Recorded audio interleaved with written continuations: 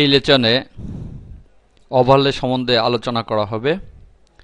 প্রথমে আমরা জেনে নিই ওভারলেটা কি। ওভারলেটা হচ্ছে একটা মূল ভিডিওর উপরে যদি আরেকটা ভিডিও বা আরেকটা ইমেজ স্থাপন করা হয় এবং সেটাকে বিভিন্নভাবে মুভিং করানো হয় বা কোনো জায়গায় স্থির করে ছোট করে রেখে দেওয়া হয়, এটা হচ্ছে মূলত ওভারলে।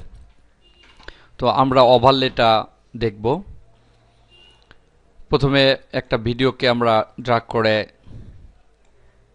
ভিডিও ট্র্যাকে বসাই। এর উপরে আমি চাচ্ছি আরেকটা ইমেজকে ওভারলে করব এবং সেই ইমেজটা কোনো দিক থেকে এসে আবার অন্য দিকে চলে যাবে। তো সেক্ষেত্রে এখান থেকে আমরা ইমেজে যাই এবং কোনো একটা ইমেজকে ড্র্যাগ করে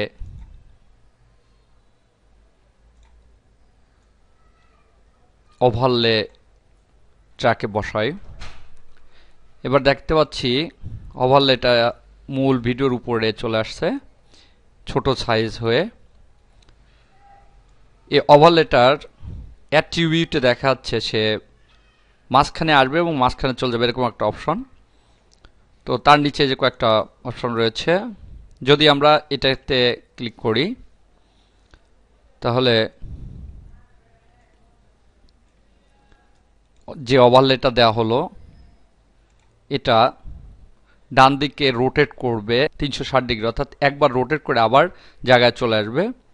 এখন আমরা এটাকে প্লে করে যদি দেখি তাহলে দেখা যাবে একবার রোটেট করে সে জায়গায় চলে আসছে। আর এটাকে যদি ক্লিক করি তাহলে শেষে যখন সে এক্সিট হবে বা শেষ পর্যায়ে যে সে আরেকটা রোটেট করে আগের অবস্থায় ফিরে আসবে। এই দুটো হচ্ছে রোটেটের অপশন।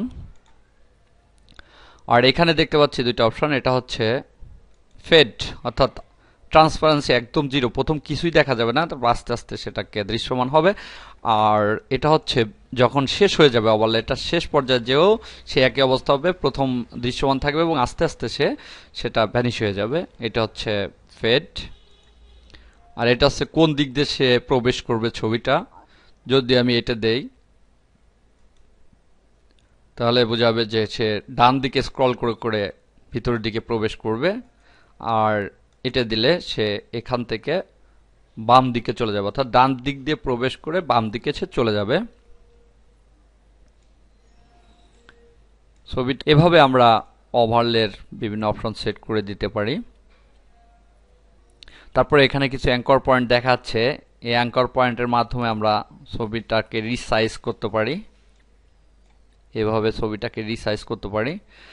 আবার ডিস্টর্ট যদি করতে চাই তাহলে এখানে প্রত্যেকটা সবুজ পয়েন্ট দেখাচ্ছে, এখানে টেনে আমরা বিভিন্ন শেপ করতে পারি। এভাবে শেপে চেঞ্জ করতে পারি। প্লে করলে ঠিক এভাবে ছবিটা প্লে হবে। আর এখানে দেখতে পাচ্ছি মাস্ক অ্যান্ড ক্রোমা কি। এটা হচ্ছে যদি কোনো কালারকে আমরা এর উপর থেকে বাদ দিতে চাই তাহলে এই অপশনটা ব্যবহার করতে হয়, অথবা ট্রান্সপারেন্সি করা যায় এখান থেকে। দেখা গেল আমি ট্রান্সপারেন্সি চাচ্ছি, তো এভাবে ট্রান্সপারেন্ট করে এভাবে ট্রান্সপারেন্সি বাড়িয়ে দিলে ছবিটা আবছা হয়ে যাবে। আবার আগের অবস্থা আনতে প্রথমে চলে আসতে হবে, 0 দিয়ে দিতে হবে। আর এটা হচ্ছে বর্ডার। যদি আমরা চাই যে ছবিটার অর্থাৎ ওভারলেটার চতুর্পাশে একটা বর্ডার হোক তাহলে এখানে বর্ডারের কালার চয়েস করতে হবে। আমি এখানে নীল কালারটা চয়েস করে দিলাম এবং বর্ডারটার সাইজ বাড়িয়ে দিলাম। এভাবে এখান থেকে বর্ডার দেওয়া যায় এবং বর্ডার কালার টালার পরিবর্তন করা যায়। এখানে ক্লিক করে ওভারলের কোনো একটা কালারকে বাদ দিতে পারি।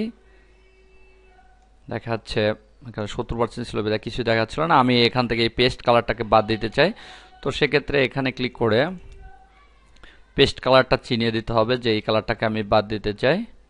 এবার এখান থেকে বাড়িয়ে দেই, দেখাচ্ছে যে পেস্ট কালারটা এখানে দেখাচ্ছে। এটা শুধু স্টিল পিকচারের ক্ষেত্রে নয়, এটা ভিডিওর ক্ষেত্রেও করা যায়। তো এভাবে আমরা এটাকে কমিয়ে বাড়িয়ে দিলাম। এখান থেকে ওভারলের কতটুকুন ওয়াইড দেখা যাবে তা বাড়িয়ে কমিয়ে দিতে পারি। এখান থেকে হাইট কতটুকু দেখা যাবে তাও বাড়িয়ে কমে দেওয়া যায়। এভাবে আমরা ওভারলের বিভিন্ন পরিবর্তন করতে পারি। আবার যদি কোনো লোগো আমরা দেখাইতে চাই, যে একটা লোগো বাম পাশে অনেক সময় দেখা যায় কোনো ভিডিওর একটা লোগো দেওয়া হয়, তো লোগোটাকে সেট করার জন্য এটাকে আমরা মুছে দেই। একটা লোগো আছে এখানে দেখা যাচ্ছে, লোগোটাকে আমরা প্রথম নিয়ে আসি।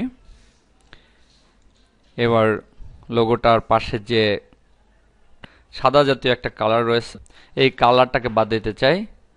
তো সেক্ষেত্রে মাস্ক অ্যান্ড ক্রোমা কিতে গেলাম, অ্যাপ্লাই ওভারলেতে গেলাম, এখানে কালারটা আমি ক্লিক করে বাদ দিব।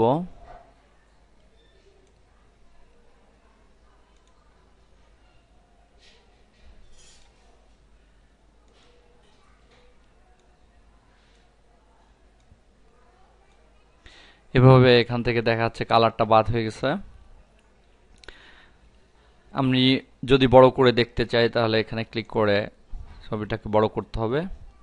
এবার এটাকে মুভ করে আমরা এক কর্নারে দিয়ে দিই এবং সাইজটাকে ছোট করে দেই। আবার আগের অবস্থা যায় প্রিভিউটা। তো দেখা যাবে এখন যদি এটাকে প্লে করা হয় তাহলে ওই লোগোটা ওই কোনায় সবসময়ের জন্য থেকে যাবে এবং ভিডিও যতটুকুন সময় দেখা যাবে, আমি লোগোটাকে চাচ্ছি ততটুকুন সময় থাকুক, তাহলে একদম প্রথম থেকে যতটুকুন ভিডিও বা ইমেজটা সাইজ ততটুকুন ড্র্যাগ করে বড় করে দিতে হবে লোগোটাকে। এভাবে আমরা ওভারলে সেট করতে পারি।